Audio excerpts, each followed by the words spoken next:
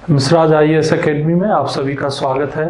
और आज हम लोग इकोनॉमिक्स के सेक्शन पर बात करेंगे बैंकिंग सेक्टर, और बैंकिंग सेक्टर में स्पेशली हम चर्चा करने वाले हैं नेशनलाइज्ड बैंक्स के ऊपर।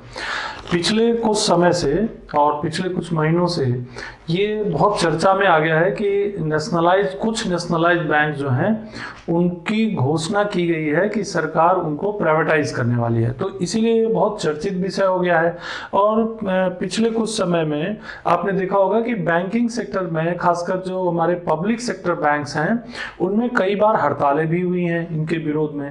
तो इसीलिए और एमपीपीएससी और यूपीएससी के सिलेबस में भी हमारे पास नेशनलाइज्ड बैंक का टॉपिक काफी महत्वपूर्ण माना जाता है और इससे प्रश्न पूछे जाने की भी संभावना रहती है। तो आज इसी विषय पर हम लोग चर्चा करेंगे और मेनली फोकस करेंगे नेशनलाइज्ड बैंक के ऊपर। तो सबसे पहले बात करते हैं कि हमारे देश में जो बैंकिंग सिस्टम है उसको हम लोग ये एक commercial banks, small finance banks, payments bank और कोऑपरेटिव बैंक्स में बांट सकते हैं। यानी कि जो हमारे देश में जो बैंकिंग सेक्टर है उसमें किस तरह के या कितने तरह के बैंक हो सकते हैं। तो यहाँ पर हमने देखिए 1, 2, 3 और 4 हिस्सों में बांट दिया इसको। सबसे पहला हिस्सा हो गया कौन सा? कॉमर्शियल बैंक का, वाणिज्यिक बैंक, जो ज्यादा प्रचलित है और ज्यादातर लोग इसका उपयोग करते हैं। इसके अलावा स्मॉल फाइनेंस बैंक, ये भी आजकल पिछले कुछ सालों में इसका भी काफी तेजी से विकास हुआ है। और ये जो बैंक होते हैं ये छोटे छोटे फाइनेंसेस उपलब्ध कराते हैं लोगों को या फिर किसी उद्योग या कंपनी को।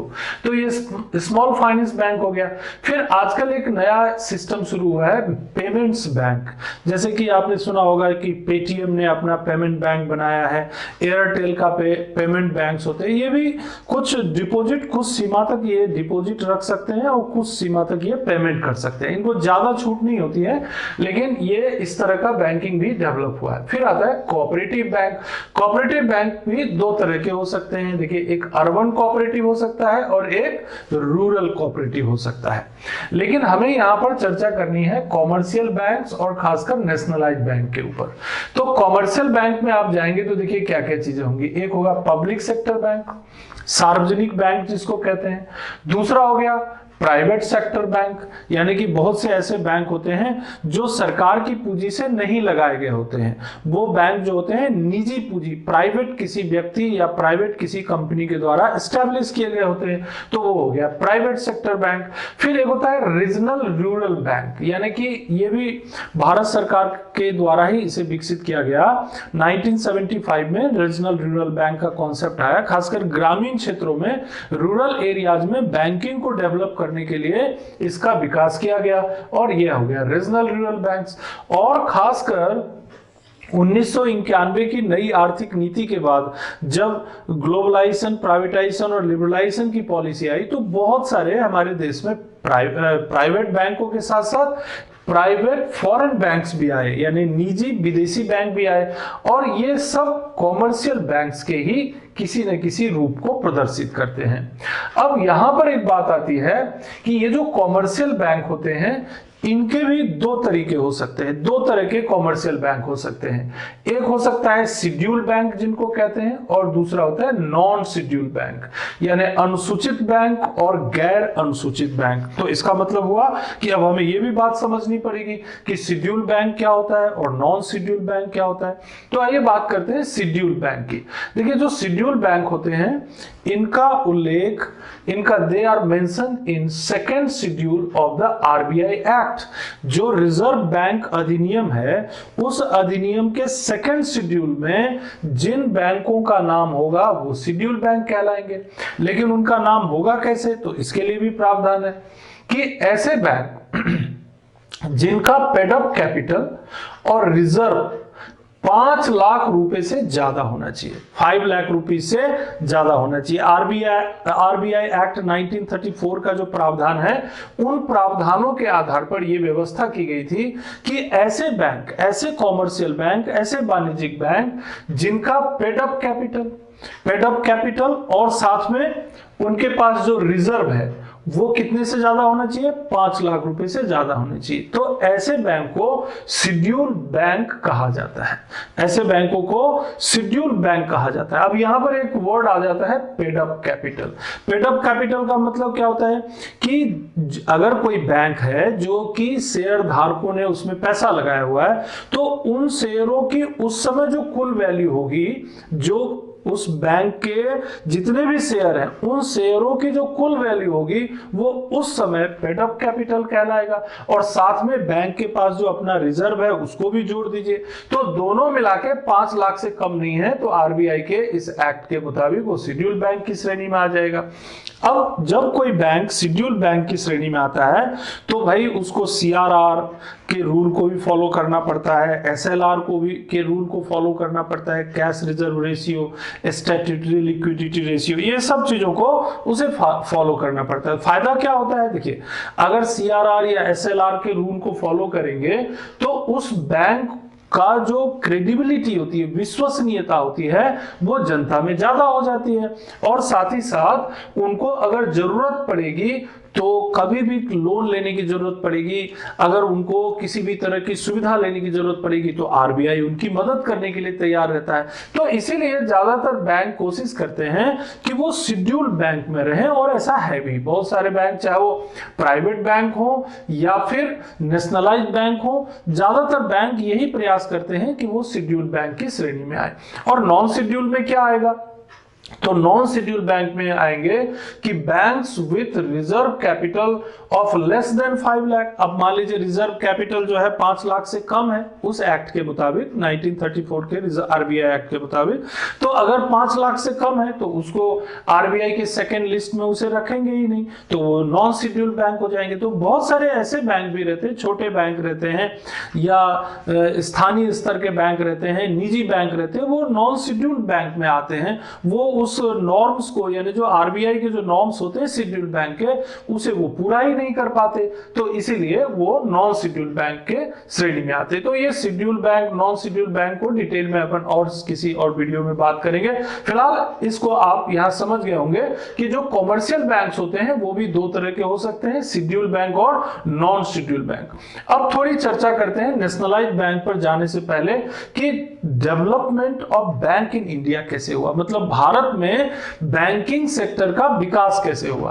तो देखिए भारत में बैंकों के विकास की कहानी बहुत पुरानी है। 1770 ईस्वी में, 1770 में एक बैंक ऑफ हिंदुस्तान बना था, और इसे हम मान सकते हैं कि ये जो बैंक था ये फर्स्ट प्राइवेट बैंक माना जा सकता है। लेकिन ये ज्यादा दिनों तक चला नहीं, और 1832 तक जाते जाते ये डिकम्पोज हो गया, ये समाप्त हो गया, तो ये खत्म हो गया। लेकिन बैंकिंग की आधारशिला तो इसने रख दी। क्या नाम था इसका, बैंक ऑफ हिंदुस्तान, इन 1770। 1786 में फिर प्रयास किया गया, ये भी प्राइवेट यूरोपियन बैंक था। जनरल बैंक ऑफ इंडिया, ये भी प्राइवेट, निजी और यूरोपियन बैंक की श्रेणी में था 1786 ईस्वी में। फिर कई सालों तक ये सब चलता रहा। फिर एक बैंक आता है जिसमें थोड़ी मात्रा में भारतीय पूंजी का इस्तेमाल किया गया, उसका नाम था अवध कमर्शियल बैंक। ये जो था भारतीयों द्वारा मैनेज्ड था और सीमित दायित्व यानी कि लिमिटेड रेस्पॉन्सिबिलिटी वाला, लिमिटेड लायबिलिटी वाला बैंक था। मतलब इसकी जो लायबिलिटी थी, ये भारतीय जो लोग थे उनकी भी थोड़ी लायबिलिटी थी और थोड़ा बाहरी सपोर्ट भी इनको मिला हुआ था। लेकिन कह सकते हैं कि भारत में अगर भारतीयों के द्वारा सीमित दायित्व वाला कोई बैंक स्थापित हुआ तो वो अवध कमर्शियल बैंक इन 1881 में स्थापित हुआ। लेकिन कंप्लीटली, पूरी तरह से भारतीयों के द्वारा प्रबंधित अगर कोई बैंक भारत में स्थापित हुआ 1894 में, तो वो था Punjab national bank. That was the Punjab national bank, वो पंजाब नेशनल बैंक था। ठीक, तो इस तरह से बैंकों का देखिए एक शुरुआती विकास आपने देख लिया। और फिर भारत में बैंकों को जो बैंकिंग रेगुलेशन एक्ट है वो 1949 के द्वारा उनको सबको रेगुलेट किया जाता है। जितने भी नेशनलाइज्ड बैंक्स हैं या जो कॉमर्शियल बैंक हैं या जो अन्य बैंक हैं, उनको 1949 में एक संसद के द्वारा एक कानून बनाया गया, उन सबको उसके द्वारा रेगुलेट किया जाता है। अब इसमें यह आता है कि एक बैंकिंग हमारे देश में और बहुत तेजी से डेवलप हुआ, और वो भी बहुत पुराना सिस्टम पर आधारित है। जैसे स्टेट बैंक ऑफ इंडिया हम लोग इस्तेमाल करते हैं, बहुत सारे लोग जो है उसके खाता धारक भी होंगे। तो देखिए यहाँ पर एक बैंक बना था, बैंक ऑफ बंगाल 1806 ईस्वी में, बैंक ऑफ बंगाल। फिर एक दूसरा बैंक बना, बैंक ऑफ बॉम्बे, है ना, 1840 ईस्वी में। 3 प्रेसिडेंसी थी, है ना, एक बॉम्बे प्रेसिडेंसी, एक बंगाल प्रेसिडेंसी और एक थी मद्रास प्रेसिडेंसी। ये तीनों बड़ी प्रेसिडेंसियां थी। तो इन तीनों प्रेसिडेंसी में एक एक बैंक एस्टैब्लिश किया ईस्ट इंडिया कंपनी के शासन के दौरान। तो देखिए, एक बैंक ऑफ बंगाल हो गया 1806, बैंक ऑफ बॉम्बे हो गया 1840 और बैंक ऑफ मद्रास ये हो गया आपका 1843। Bank of Madras 1843, 1843। अब क्या करते हैं कि ये बैंक अपना काम कर रहे थे, अपनी अपनी प्रेसिडेंसी में काम कर रहे थे, लेकिन 1921 में जाके एक बड़ा बदलाव आता है। 1921 में ये हुआ कि इन तीनों बैंकों को मर्ज कर दिया गया, विलय कर दिया गया, एक दूसरे में मर्ज कर दिया गया और एक नया नाम दे दिया गया जिसका नाम था इंपीरियल बैंक इन 1921। देखिए, एक नया नाम आ गया, Imperial. Its name was Imperial Bank। तो bank of Bengal, bank of Bombay, bank of Madras, इन तीनों को मिला करके एक बड़ा बैंक बन गया, मर्ज करके 1921 में, और इसे नाम दिया गया 19 इंपीरियल बैंक। लेकिन ये भी ज्यादा दिनों तक नहीं चला। फिर हम भारत स्वतंत्र हो गया 1947 में, और फिर अपना संविधान बन गया। तो फिर एक अलग जरूरत महसूस की जाने लगी कि हमें एक ऐसा बैंक चाहिए जो सरकार को समय आने पर मदद कर सके, जो बैंकिंग सेक्टर का विकास करने में, भारत में जो कैपिटल की जरूरत है रूरल एरिया में, इंफ्रास्ट्रक्चर सेक्टर में, उसमें मदद कर सके। तो निजी बैंक का धीरे धीरे कॉन्सेप्ट क्या हो गया, कम होने लगा। तो भारत सरकार ने क्या किया, 1955 में ये जो इंपीरियल बैंक था इसको नेशनलाइज कर दिया। यानी कि नेशनलाइज करने का मतलब क्या हुआ कि इस पर इसको जो पूंजी, निजी पूंजी थी, उस निजी पूंजी को राष्ट्रीयकृत कर दिया, यानी कि वो देश की पूंजी में उसका विलय कर दिया, यानी कि देश की पूंजी का हिस्सा बन गया वो। यानी कि वो जो सिस्टम था जिसमें अभी तक जो है निजी लोगों के द्वारा, प्राइवेट लोगों के द्वारा प्रबंध किया जाता था, जिसकी पूरी पूंजी प्राइवेट हाथों में थी, और जैसे ही नेशनलाइज हुआ, नेशनलाइज ऐसे नहीं होता अपने आप, नेशनलाइज करने के लिए, राष्ट्रीयकृत करने के लिए जो है हमारे पास संसदीय प्रणाली होती है, पार्लियामेंट में उन सब चीजों के लिए एक्ट के रूप में उसे पारित किया जाता है। तो किया गया भारतीय संसद में और एक्ट बनाया गया। उस एक्ट के तहत कहा गया कि ये जो तीनों जो निजी बैंक हैं, ये जो इंपीरियल बैंक है, ये imperial bank of state bank of India के नाम से जाने जाएंगे, और इसका जो कैपिटल और इसका जो प्रबंधन होगा ये भारत सरकार के द्वारा किया जाएगा। तो पहला जो नेशनलाइज्ड बैंक हो गया, ये बैंक हो गया कॉमर्शियल बैंकों की श्रेणी में हमारा स्टेट बैंक ऑफ इंडिया। हाँ, इससे पहले एक और बैंक हमारा जो है नेशनलाइज हुआ था, लेकिन वो सेंट्रल केंद्रीय बैंक है। केंद्रीय बैंक मतलब रिजर्व बैंक ऑफ इंडिया, जिसको 1949 में जो है नेशनलाइज कर दिया गया। तो वो भी एक केंद्रीय बैंक हो गया जो भारत के पूरे बैंकों को कंट्रोल करता है। तो आरबीआई भी एक नेशनलाइज सिस्टम का हिस्सा है, और यहां पर स्टेट बैंक ऑफ इंडिया भी एक नेशनलाइज यानी कि हमारी राष्ट्रीयकृत बैंकिंग प्रणाली का हिस्सा बन गया। लेकिन अब यहां पर थोड़ी आपको समझने की जरूरत है। अब चूंकि ये जो सिस्टम है ना नेशनलाइजेशन वाला, इस नेशनलाइजेशन, जब नेशनलाइज बैंक की बात आएगी तो स्टेट बैंक को उससे अलग ही रखा जाता है। और 1969 और 1980 में जो नेशनलाइजेशन हुआ उसको राष्ट्रीयकृत बैंक ज्यादा पॉपुलरली, ज्यादा लोकप्रियता के साथ लोग जानते हैं। तो यहां पर आपको भी यही समझना है कि जब नेशनलाइज्ड बैंक की बात होगी तो हमारे पास नेशनलाइज्ड बैंक जो है वो आरबीआई भी है और स्टेट बैंक ऑफ इंडिया भी है। लेकिन ये दोनों ही जो बैंक हैं, चाहे वो केंद्रीय बैंक हो और चाहे वो स्टेट बैंक हो, केंद्रीय बैंक मतलब रिजर्व बैंक ऑफ इंडिया, और स्टेट बैंक ऑफ इंडिया जो कि भारत सरकार के लिए बैंकिंग सुविधाओं की व्यवस्था जो है बहुत शुरू से, बहुत प्रारंभ से करता आ रहा है। तो जब नेशनलाइज्ड बैंक की बात करते हैं तो आपको देखिए यहां पर जाना पड़ता है। नेशनलाइजेशन कैसे, पहली बार नेशनलाइजेशन कब हुआ, तो 19 जुलाई 1969, 19 जुलाई 1969 को 14 commercial banks were nationalise. 14 commercial bank थे उनको राष्ट्रीयकृत किया गया। यानी कि इसका मतलब ये हुआ कि ये वो बैंक थे जो कि इस तारीख से पहले यानी 19 जुलाई 1969 से पहले उनकी पूंजी निजी हाथों में थी। नंबर 2, उनका प्रबंधन निजी हाथों में था। और इस तारीख को यानी 19 जुलाई 1969 को एक निर्णय के मुताबिक जो बाद में एक्ट के रूप में भी आ गया, that later on it came as the act in 1970। देखिए 2 एक्ट है बैंकिंग से रिलेटेड। एक्ट में 2 बदलाव किए गए थे, एक 1970 में और एक 1980 में। तो वो एक्ट के रूप में भी आ गया। तो 14 जो वाणिज्यिक बैंक थे उनकी पूंजी भारत सरकार की पूंजी के साथ विलय कर दिया गया। और इस तरह से जो 14 कॉमर्शियल बैंक्स थे जो पहले निजी थे वो हो गए नेशनलाइज्ड, वो राष्ट्रीयकृत बैंक कहलाने लगे।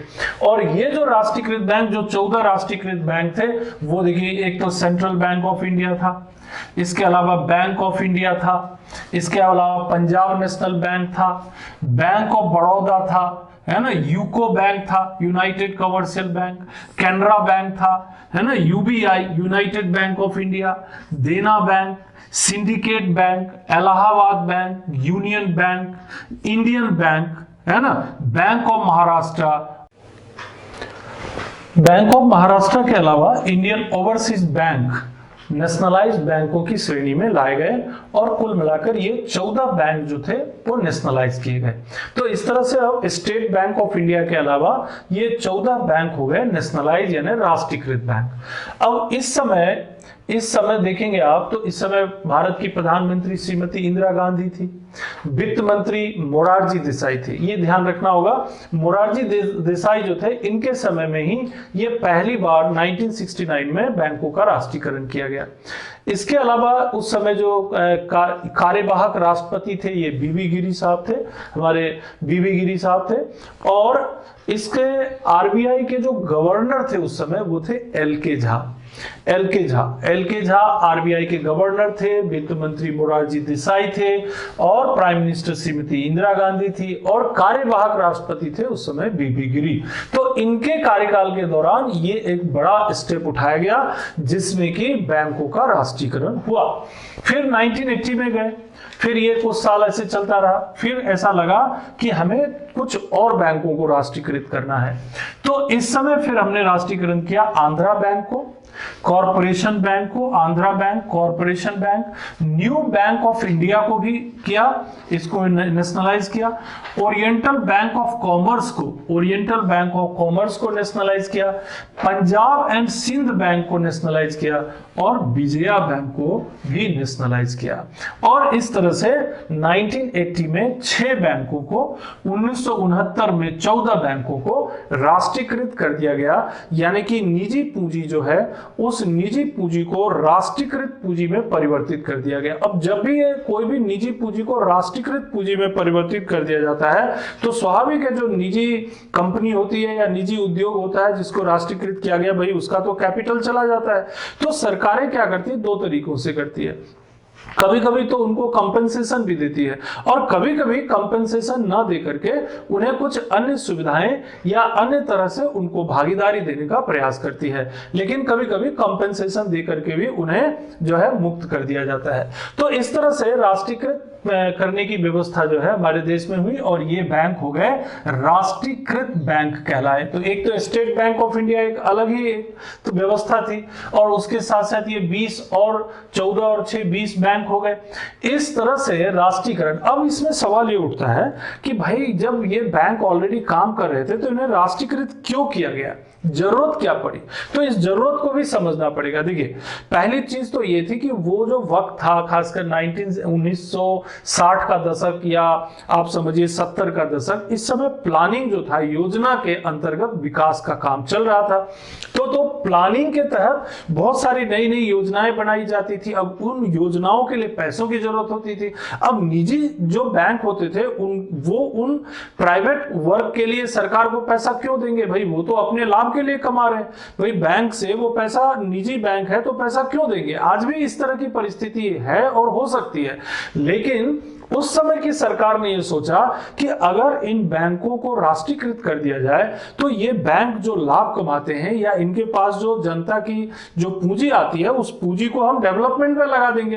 तो इसीलिए उनकी सोच ये थी कि इन पूंजी को हम सोशल वेलफेयर में भी यूज करेंगे और क्या करेंगे, तो डेवलपमेंट, इसके डेवलपमेंट के जो वर्क हैं, जो सड़क बनाना है, इंफ्रास्ट्रक्चर डेवलप करना है, कोई बड़ा इंस्टीट्यूट डालना है, वहां पर हम इनके कैपिटल के यूज करेंगे।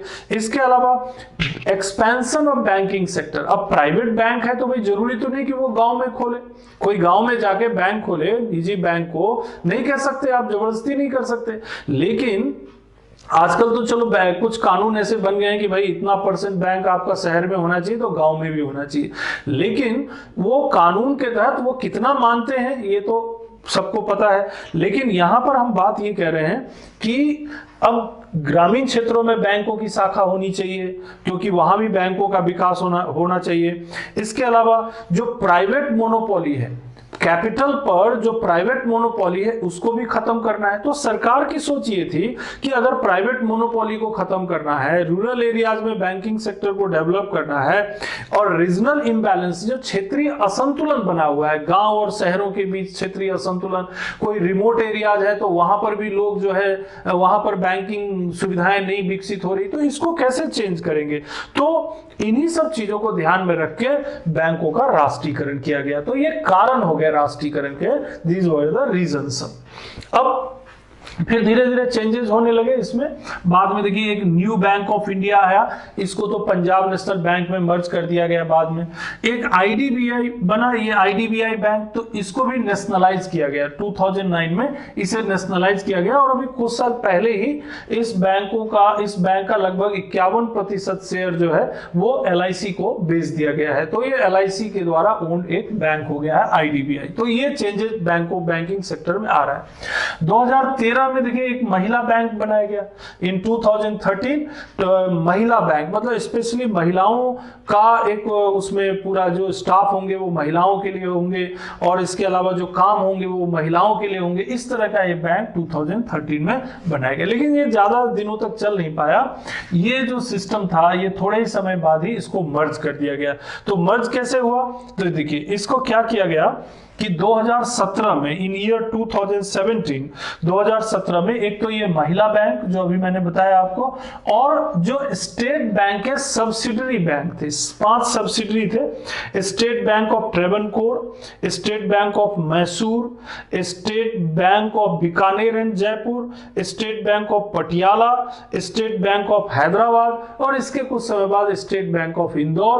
और ये जो स्टेट बैंक के सब्सिडरी ब्रांचेस थे, जो सहयोगी बैंक थे, इनको भी स्टेट बैंक में मर्ज कर दिया गया 2017 में। तो अब स्टेट बैंक के सब्सिडरी बैंक और स्टेट बैंक स्वयं सब मर्ज होकर के और महिला बैंक मर्ज होकर के एक स्टेट बैंक ऑफ इंडिया बन गया। तो स्टेट बैंक के विकास की जो श्रृंखला है वो पूरी तरह समझ गए आप।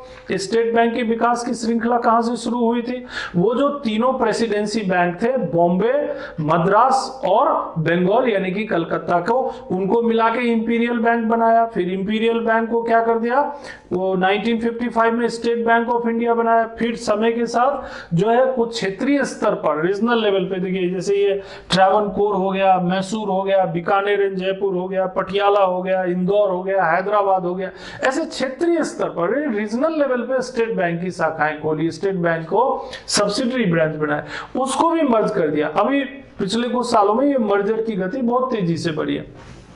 साथ में केवल 4 साल ये महिला बैंक रहा, इसको भी स्टेट बैंक में मर्ज कर दिया। तो इस तरह से ये मर्जर की प्रक्रिया शुरू हो गई। अब मर्जर की प्रक्रिया आजकल बहुत ज्यादा बढ़ गई। आप देखिए यहाँ पर ये तो मर्ज होने के अलावा देखिए ये कितने सारे मर्जेस हुए हैं आजकल बैंकों में। जैसे एक बैंक है पंजाब नेशनल बैंक। अब इस पंजाब नेशनल बैंक में देखिए ओरिएंटल बैंक ऑफ कॉमर्स और यूनाइटेड बैंक ऑफ इंडिया को मर्ज कर दिया गया। तो एक टोटल बैंक बन गया इन तीनों को मिलाकर के, Punjab national bank, oriental bank of commerce and United bank, तो बन गया पंजाब नेशनल बैंक। तो इसमें 2 बैंक मर्ज हो गए।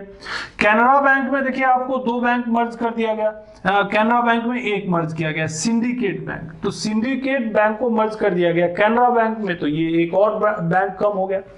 फिर आता है आपके पास कौन सा बैंक आता है, यूनियन बैंक। अब ये यूनियन बैंक जो है देखिए, इसमें भी दो बैंकों का राष्ट्रीयकरण किया गया, दो बैंकों को मर्ज किया गया, विलय किया गया, आंध्रा बैंक और कॉरपोरेशन बैंक, आंध्रा बैंक और कॉरपोरेशन बैंक। तो ये बन गया आपका यूनियन बैंक। इनका साइज बड़ा हो गया, इनके स्टाफ ज्यादा हो गए, इसके जो एसेट है, संपत्ति वो ज्यादा हो गई, ये बड़ा बैंक बनते जा रहा है। पीएनबी बड़ा बैंक बन गया, यूनियन बैंक बड़ा बैंक बन गया, कैनरा बैंक बड़ा बैंक बन गया, इलाहाबाद बैंक और इंडियन बैंक, इन दोनों को मिला के बना दिया इंडियन बैंक। अब यहां पर भी एसेट बढ़ गया, और इलाहाबाद और इंडियन बैंक को मिला के फिर एक bank of Baroda, bank of Baroda जो है, इसमें देखिए विजया बैंक और देना बैंक को मिला दिया, विजया बैंक और देना बैंक को मिला करके बैंक ऑफ बड़ौदा को एक बड़ा बैंक बना दिया गया। ये जो बैंक ऑफ बड़ौदा को जो विलय की जो प्रक्रिया है, ये 1 अप्रैल 2019 को हो चुकी थी। और ये जो मैंने आपको अभी बताया, Punjab national bank, union bank, Indian bank, इनकी जो विलय की प्रक्रिया है, ये 1 अप्रैल 2020 को पूरी हुई है। अब यहां पर फिर एक प्रश्न उठता है कि आखिर ये विलय हम कर क्यों रहे हैं, और इस विलय का हमको फायदा क्या मिलेगा, है ना, क्यों हम ये मर्जर करना चाहते हैं। तो देखिए, सरकार की सोच ये है कि अगर हम इनको मर्ज करते हैं तो हमारा जो कैपिटल है, यानी बैंकों की जो पूंजी है, वो क्या हो जाएगी, बड़ी हो जाएगी। जैसे पंजाब नेशनल बैंक की पूंजी है, और उसमें oriental bank of commerce, United bank की पूंजी भी उसमें आ जाएगी, तो उसकी पूंजी बड़ी हो जाएगी। तो हमारे ये बैंक का पहली चीज तो कैपिटल बड़ा हो जाएगा, पूंजी ज्यादा हो जाएगी। दूसरी चीज ये है कि ये बैंक टेक्निकली, मतलब उनकी जो तकनीकी है, तकनीकी रूप से ये ज्यादा साउंड हो जाएंगे, मतलब उनके पास ज्यादा कैपिटल होगा, ज्यादा एसेट होगा, तो टेक्निकली अपग्रेड कर सकते हैं अपने आप को। तीसरी उनकी सोच ये है सरकार की कि अगर हम इनको मर्ज करते तो एनपीए जो होता है, non performing asset, non performing asset, तो उसकी वसूली में भी इनको ज्यादा ताकत मिलेगी। अब छोटे बैंक होते हैं, उनके पास स्टाफ की भी कमी होती है, और उनकी जो पहुंच होती है, उनकी रीच भी कम होती है। तो इसीलिए अगर उनको बड़े बैंकों के साथ मर्ज कर दिया जाए तो एक पॉलिसी मैटर पे, नीतिगत मामलों में जल्दी निर्णय लेकर के उसे क्रियान्वित कर सकते, तो एनपीए को भी कम करने में मदद मिलेगी। ये सब सरकार की सोच थी कि अगर हम ऐसा करते हैं तो बैंकों की संख्या कम हो जाएगी, नंबर ऑफ बैंक्स कम हो जाएंगे। भाई आज जो है ज्यादा नेशनलाइज्ड बैंक का मतलब क्या हुआ, ये सब वित्त मंत्रालय का जो बैंकिंग डिवीजन है उनको मॉनिटर करना पड़ता है, तो ज्यादा बैंक ज्यादा मॉनिटरिंग पावर लगाना पड़ेगा, कम बैंक तो मॉनिटरिंग भी कम करनी पड़ेगी। पॉलिसी कोई डिसीजन लेना है तो पॉलिसी डिसीजन भी जल्दी ले सकते हैं। तो इसीलिए सरकार ने क्या किया, इनको मर्ज करने का प्रयास किया। तो उसके पीछे यही था कि थोड़ा टेक्निकली बेहतर जो है उनको बनाएंगे, उनकी जो स्टाफ है, कई बैंक ये थे कि उनके पास एसेट की कमी हो रही थी, पूंजी उनके पास कम होता जा रहा था, उनका एनपीए बढ़ता जा रहा था, तो सरकार को क्या करना पड़ता था, कैपिटलाइजेशन करना पड़ता था, तो सरकार को उसमें पूंजी देनी पड़ती थी। नहीं तो क्या है, बैंकिंग जो है, बैंकिंग वो जो छोटे बैंक होते थे उनको नुकसान होने की संभावना रहती थी, और उससे सरकार की साख गिर जाती। नेशनलाइज्ड बैंक का अगर नुकसान होगा तो सरकार की साख गिरेगी जनता में, तो सरकार को उसको कैपिटलाइज यानी पूंजीकरण करना पड़ता था, उसमें पूंजी लगाना पड़ता था। तो सरकार की यह भी सोच थी कि अगर हम ऐसे बैंक जो बहुत मजबूत नहीं है, अगर हम उन्हें बड़े बैंकों में विलय कर देंगे या कुछ छोटे बैंकों को मर्ज करके बड़ा बैंक बना देंगे, तो इससे उनकी जो कैपिटल होगी वो ज्यादा हो जाएगी, और साथ ही साथ उनकी रीच यानी जनता में उनकी पहुंच भी बढ़ जाएगी। ज्यादा जगहों पर वो अपने ब्रांचेस खोल करके जनता को सुविधाएं दे पाएंगे, और जब उनका कैपिटल बढ़ेगा तो वो बड़े लोन भी दे पाएंगे, बड़े इंडस्ट्रीज के लिए लोन दे पाएंगे, ज्यादा इंफ्रास्ट्रक्चर डेवलपमेंट के लिए काम कर पाएंगे। तो ये उनकी सोच थी। तो इसलिए क्या, लेकिन क्या इसका फायदा ही फायदा है? मर्ज करने से देखिए नुकसान भी होता है। नुकसान क्या होता है भाई, जो बैंक जब नेशनलाइज किया गया, अभी आपको मैंने दिखाया कि जब नेशनलाइज किया गया तो सोच क्या थी, सोशल वेलफेयर, रूरल एरिया में डेवलपमेंट, रीजनल इंबैलेंस को कम करना। तो क्या ये सारे उद्देश्य पूरे हो गए? ऐसा तो है नहीं कि भाई सारे जो लोग हैं गांव में रहने वाले उनको सबको बैंकिंग सुविधाएं मिल गई, जो उनका समावेशी इंक्लूसिव डेवलपमेंट उनका होने लगा, ऐसा तो नहीं है। तो अभी भी जरूरतें वैसी ही हैं, जरूरतें वैसी हैं। तो अगर आपने इन बैंकों का जो उद्देश्य था पूरा करने का, अगर आप जैसे ओरिएंटल बैंक ऑफ कॉमर्स की ब्रांचेज को आप पीएनबी में मर्ज कर देते हैं, तो वो जो ओरिएंटल बैंक ऑफ कॉमर्स की जो ब्रांचेज जिन जिन जगहों पर थी, जहां पर वो डेवलप हो रहे थे, वो अपने तरीके से मैनेज कर रहे थे, उस क्षेत्र में काम कर रहे थे, तो इसमें कहीं ना कहीं कमी आएगी, रिडक्शन होगा। क्षेत्र जो है उस क्षेत्र में विकास जो जिस तरह से ओरिएंटल बैंक ऑफ कॉमर्स करना चाह रहा था, अब पीएनबी का दायरा बड़ा हो जाएगा, लेकिन क्या वो ओरिएंटल बैंक ऑफ कॉमर्स जैसे सोच पाएगा? यूनाइटेड बैंक जो है अब वो उनका अपना दायरा था काम करने का, अपनी सोच थी, अपना कल्चर था। बैंकों का अपना कल्चर भी होता है काम करने का, तो उस कल्चर के मुताबिक क्या पीएनबी काम करेगी? पंजाब नेशनल बैंक का कल्चर अलग होगा, ओबीसी का अलग होगा, यूनाइटेड बैंक का अलग होगा।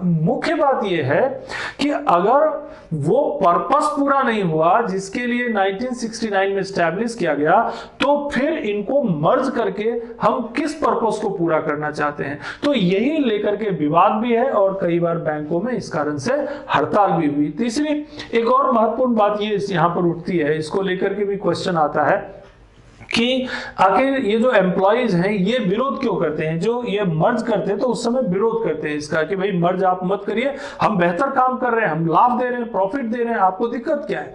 लेकिन मर्ज करने के बाद ये होता है कि जो एम्प्लॉइज होते हैं, अब पंजाब नेशनल बैंक के एम्प्लॉइज को अलग तरह की सुविधाएं मिलती थी, ओरिएंटल बैंक और यूनाइटेड बैंक के बैंकों के कर्मचारियों को अलग सुविधा। अब इनकी जो सुविधाएं होती हैं वो यूनिफॉर्म करने में भी दिक्कत आती है, यूनिफॉर्म करने में समरूपता लाने में दिक्कत आती है। तो इस कारण से ये एक विवाद की स्थिति पैदा हो जाती है। लेकिन अभी तो फिलहाल ये सब बैंकों को मर्ज कर दिया गया है और ये बैंकों राष्ट्रीयकृत बैंकों की संख्या अब कम हो गई है।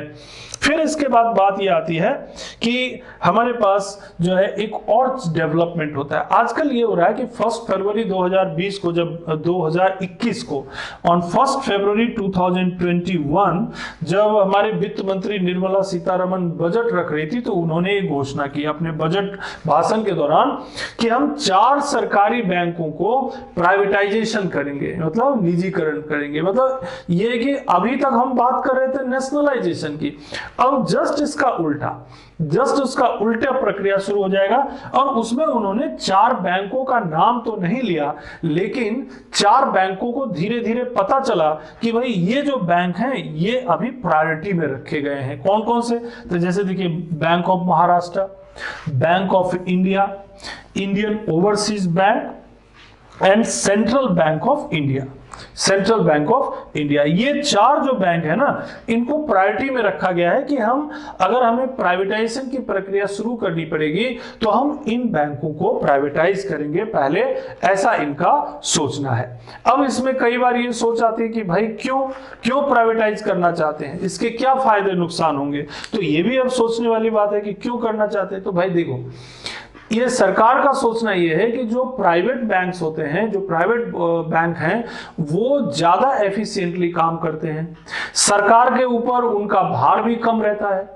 इसके अलावा वो जो है ज्यादा स्वतंत्रता पूर्वक, ज्यादा इंडिपेंडेंटली निर्णय ले पाते हैं।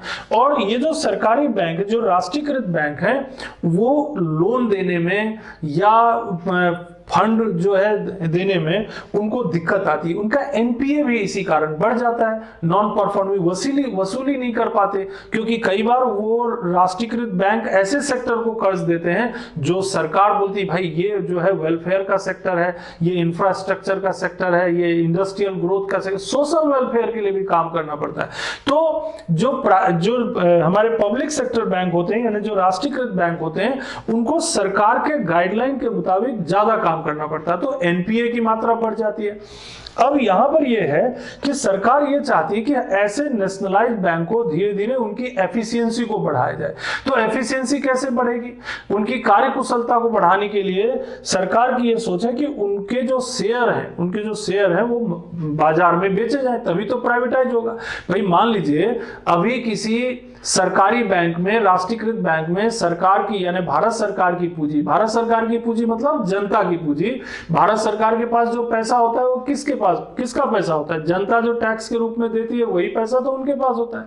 तो वो जो बैंक है जिसको हम राष्ट्रीयकृत बैंक कहते हैं या पब्लिक सेक्टर बैंक कहते हैं, वो अल्टीमेटली सबका बैंक है, जनता का बैंक है, भारत सरकार का बैंक है। भारत सरकार मतलब सबका, सरकार जो होती है वो सबके लिए होती है, वो कोई पर्टिकुलर व्यक्ति के लिए नहीं होती। लेकिन जब निजी बना देंगे तो वो कुछ खास लोगों के लिए हो जाएगी, या जब निजी बना देंगे तो उसका प्रॉफिट भी कुछ खास लोगों तक जाएगा। तो सरकार का ये सोचना है कि जब हम राष्ट्रीयकृत बैंक या नेशनलाइज्ड बैंक के शेयर बेच देंगे, शेयर बाजार में ये लिस्टेड हो जाएगी, सूचीबद्ध हो जाएगी, तो भाई इसके शेयर धारक हो जाएंगे। जब शेयर धारक हो जाएंगे तो बैंकों पर दबाव पड़ेगा कि भाई आप अपनी एफिशिएंसी बढ़ाओ, आप अपना स्टाफ को कम करो, आप अपनी टेक्नोलॉजी को बढ़ाओ, क्योंकि शेयर होल्डर मतलब क्या हुआ, उस बैंक के उतने शेयर तक का मालिक, उतने शेयर तक का मालिक। तो वो कह सकता है कि बैंक को कि भाई आप ऐसा कीजिए। अभी तो मालिक कौन है, भारत सरकार है, भारत सरकार के नियमों के हिसाब से चलता है। तो मर्जर के अलावा ये जो प्राइवेटाइजेशन का ये जो हल्ला चल रहा है उसके पीछे यही सब बातें हैं, लेकिन इसके अपने अपने फायदे और नुकसान है। फायदे ये है कि भाई इससे बैंकों की एफिशिएंसी बढ़ सकती है, इसके अलावा बैंक जो है उनको काम करने की स्वतंत्रता मिलेगी, इसके अलावा उनका एनपीए वगैरह को कंट्रोल करने में उनको फायदा होगा। लेकिन फिर वही बात आती है कि इसका जो दूसरा पहलू है, यानी कि दूसरा पहलू ये है कि इसका जो है नुकसान भी है। इसका नुकसान क्या हो सकता है कि भाई अभी अगर सरकार को सोशल वेलफेयर के लिए कैपिटल चाहिए, इंफ्रास्ट्रक्चर डेवलपमेंट के लिए कैपिटल चाहिए, या कोई इंडस्ट्रियल ग्रोथ के लिए कैपिटल चाहिए, तो और कोई सरकार की कोई स्कीम है, कोई जो जनता के हित में है, इंक्लूसिव ग्रोथ के लिए, निजी सेक्टर में कहीं भी गांव में आपको ब्रांच खोलना है जहां पर जो है बहुत ज्यादा लाभ होने की संभावना नहीं है, लेकिन सरकार का काम तो वेलफेयर का भी होता है ना, जनता का वेलफेयर करना भी सरकार का काम होता है, केवल लाभ कमाना सरकार का काम नहीं होता है। तो इसीलिए अगर आप ऐसे इन बैंकों को सबको प्राइवेटाइज कर देंगे, जैसे ये 4 बड़े बैंकों का मैंने नाम बोला है जो प्राइवेटाइज होने की जिनकी संभावना है, तो फिर ये जो हमारी सोच है, हमारी जो वेलफेयर एडमिनिस्ट्रेशन यानी कल्याणकारी प्रशासन, कल्याणकारी सोच है, उसका क्या होगा, ये भी एक समस्या आने वाले समय में आएगी। लेकिन साथ ही साथ देखिए ये 2 एक्ट है हमारे पास जो नेशनलाइजेशन के टाइम में बने थे। एक ये एक्ट है 1970 का और दूसरा है 1980 का, है ना, ये बैंकिंग एक्विजिशन एक्ट करके जाना जाता है। तो इन एक्ट में भी अपन को बदलाव लाना पड़ेगा, 1970 वाला और 1980 वाला, जिसके थ्रू हमने नेशनलाइजेशन किया था। तो इसको भी आप संसद में लाना पड़ेगा और चेंजेस करने पड़ेंगे। तो 1980 का भी आपको यहां पर नेशनलाइजेशन समझ में आ गया, 1969 का भी आ गया। इसके अलावा ये नेशनलाइजेशन के पीछे कारण क्या थे ये भी आपको मालूम पड़ गया। फिर इसके बाद नेशनलाइजेशन के बाद उससे फायदे नुकसान क्या हो सकते थे ये भी आपको समझ में आ गया। और फिर अभी जो स्थिति ये है कि मर्जर के बाद की स्थिति जो है वो ये है कि अब हमारे देश में जो नेशनलाइज्ड बैंक्स हैं उनकी संख्या कम हो गई है। अब देखिए एसबीआई एक बड़ा बैंक हो गया, बैंक ऑफ बड़ौदा एक बड़ा बैंक हो गया, पंजाब नेशनल बैंक बड़ा बैंक हो गया, कैनरा बैंक हो गया, ये भी एक बड़ा बैंक हो गया। कैनरा बैंक के अलावा यूनियन बैंक, इंडियन बैंक, इसके अलावा bank of India, central bank of India, Indian overseas bank, Punjab and Sind bank और bank of Maharashtra, bank of Maharashtra और यूनाइटेड कॉमर्शियल बैंक यानी कि यूको बैंक। तो अभी ये जो नेशनलाइज्ड बैंक्स हैं ये अस्तित्व में हैं और राष्ट्रीयकृत बैंक के रूप में ये काम कर रहे हैं, लेकिन आने वाले समय में इनमें भी बदलाव होने की संभावना है। अब इस पूरे टॉपिक को एक बार रिव्यू कर लेते हैं कि आपने क्या पढ़ा यहाँ पर। देखिए पहली चीज तो हमने ये बताया कि हमारे देश में जो बैंकिंग सेक्टर है इसको हम commercial bank, small finance bank, payment bank और कोऑपरेटिव बैंक में बांट सकते हैं। फिर आपको कॉमर्शियल बैंक में आपको बताया कि भाई public sector bank, private sector bank, regional rural bank और फॉरेन करंट बैंक में बांट सकते हैं। फिर ये कॉमर्शियल बैंक की दो श्रेणी होती है, शेड्यूल बैंक और नॉन शेड्यूल बैंक, ये भी आपने समझ लिया। शेड्यूल बैंक जो है वो आरबीआई के सेकेंड शेड्यूल, और जो पेड अप कैपिटल और रिजर्व कैपिटल जो है 5 लाख से ज्यादा जिन बैंकों की थी उनको इस श्रेणी में रखा जाता था, और जिनकी ये श्रेणी नहीं होती थी, इतना paid up capital reserve capital नहीं होता था, उनको जो है इसमें नहीं रखा जाता था शेड्यूल बैंक की श्रेणी में। इसके अलावा आपको पेड अप कैपिटल क्या होता है वो भी संक्षेप में मैंने बता दिया कि पेड अप कैपिटल वो पूंजी होती है किसी भी बैंक की या किसी भी इंडस्ट्री, किसी भी कंपनी की, जो वास्तविक तौर पर जो शेयर धारकों के द्वारा, जो शेयर होल्डर्स के द्वारा उस खरीदा गया है, जितने शेयर उस कंपनी के हैं, उस शेयर की जो एक्चुअल कीमत होती है उस समय, उस पर्टिकुलर टाइम में, वही कहलाता है पेड अप कैपिटल। तो उस समय की कीमत के हिसाब से पेड अप कैपिटल और रिजर्व कैपिटल की बात यहां पर की गई है। फिर यहां से आगे बढ़े तो आपको बैंकिंग डेवलपमेंट के बारे में बता दिया। तो भारत में बैंक बहुत सारे 1770, 1786, 1881, 1894, 1894 का जो ईयर है पंजाब नेशनल बैंक का, पंजाब नेशनल बैंक जो है इसे कह सकते हैं कि यह पूरी तरह से भारतीय बैंक था। फिर बैंकिंग रेगुलेशन एक्ट 1949 आया, ये भी आपने देख लिया। उसके बाद स्टेट बैंक का विकास कैसे हुआ ये मैंने आपको बता दिया कि 3 बैंक थे, 3 जो प्रेसिडेंसी बैंक थे, बंगाल के, बॉम्बे के और जो मद्रास के, इनको विलय करके इंपीरियल बैंक बनाया गया, और इंपीरियल बैंक के बाद 1955 में जो है स्टेट बैंक ऑफ इंडिया का निर्माण किया गया। अब बैंकिंग सेक्टर में डेवलपमेंट की और जरूरत महसूस हुई तो 1969 में 19 जुलाई 1969 को देखिए इस समय जो है 14 बैंकों को राष्ट्रीयकृत कर दिया गया। उसके बाद 1980 में जो है 6 और बैंकों को राष्ट्रीयकृत कर दिया गया। 6 जो बैंक थे राष्ट्रीयकृत जब किए गए थे उस समय फाइनेंस मिनिस्टर थे हमारे आर वेंकट रमन, उस समय वित्त मंत्री थे आर वेंकट रमन, और आरबीआई के उस समय गवर्नर थे आईजी पटेल। दूसरी बात जब आईजी पटेल, तो प्रधानमंत्री तो इंदिरा गांधी थी, लेकिन उस समय जो हमारे 1980 में अगर देखेंगे तो उस समय वित्त मंत्री जो थे वो आर वेंकट रमन थे, और आरबीआई के गवर्नर जो थे उस समय आईजी पटेल साहब थे। फिर आगे बढ़े आप तो आपको हमने ये बताया कि भाई न्यू बैंक ऑफ इंडिया जो नेशनलाइज बैंक था उसको पीएनबी में मर्ज कर दिया गया था। आईडीबीआई के बारे में बताया, महिला बैंक का गठन 2013 में हुआ था, और ये महिला बैंक भी किसमें मर्ज कर दिया गया, जो सब्सिडरी बैंक्स थे बैंकों के उनके साथ मर्ज कर दिया गया, और ये स्टेट बैंक ऑफ इंडिया का हिस्सा हो गया 2017 में। उसके बाद जो बैंकों का विलय हुआ है अलग अलग समय में, एक तो 2019 में हुआ है जो कि बैंक ऑफ बड़ौदा यानी विजया बैंक और देना बैंक को मिला करके 2019, 1 अप्रैल 2019, और 2020 में जो मर्जर हुआ है जिसमें कि PNB, Punjab national bank, union bank, Indian bank, ये बैंकों का गठन हुआ, और इसके बाद जो है नेशनलाइज बैंक का स्वरूप जो है काफी कुछ बदल गया। अभी लास्ट में मैंने आपको ये बताया कि अब इससे भी हम लोग आगे बढ़ने की कोशिश कर रहे हैं, और सरकार की ये मंशा है कि इनमें से 4 बड़े बैंकों को जो है सरकार चाहती कि इनकी शेयर जो है बेचे जाएं, और इनको शेयर बेच करके इन बैंकों को भी प्राइवेटाइज किया जाए। तो इनको प्राइवेटाइज करने के जो फायदे और नुकसान है दोनों का जिक्र हमने इस टॉपिक के साथ आपके सामने किया है।